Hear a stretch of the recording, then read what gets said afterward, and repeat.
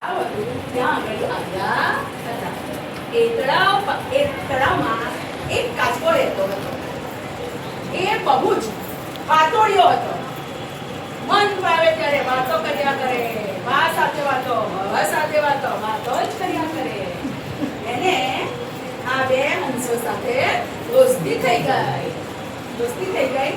હવે એમનો હંસોનો જવાનો સમય થઈ ગયો હતો. હવે માનસરોવર પાછા જવાનું હતું. કાચબાબાઈ કહે છે, તમે ક્યાં જાઓ છો? તો કહે છે, અમે તો માનસરોવર પાછા જઈએ છીએ. કાચબાબાઈ કહે છે, મને પણ તમારી સાથે આવવું છે. હંસો કહે છે, પણ તું તો કેવી રીતે ઉડી શકીશ? તો કાચબો કહે છે, તમે ગમે રીતે ઉપાય કરો અને મને તમારી જોડે લઈ જાઓ. હંસોએ તો ઘણું વિચાર્યું. આખરે તેઓએ યુક્તિ વાપરી. તેઓએ લાકડી લાવ્યા અને કાચબાને કહે, જો લાકડીના બે છેડે અમે ચાંચ વડે પકડીશું, તારે વચ્ચે લાકડી મોઢા વડે પકડી નાખવાની છે અને અમે તને લઈને આકાશમાં ઉડીશું. એક જ સળ તારે વચ્ચે બોલવાનું. કાચબો કહે, ભલે ભલે, મારે તમારી જોડે આવવું જ છે. હું ગમે તે કરીશું, વચ્ચે બોલવાનો નથી. કાચબાભાઈ તૈયાર થઈ ગયા. હંસો લાકડી લાવ્યા.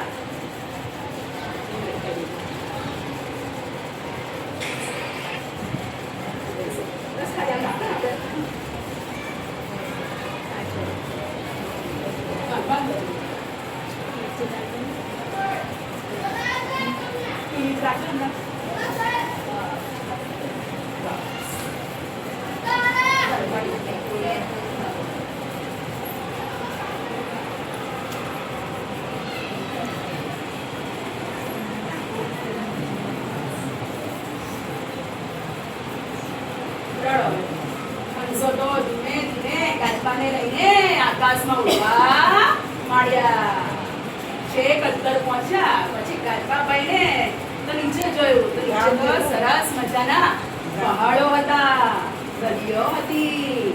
એ પસાર થયું પછી એક ગામ આવ્યું.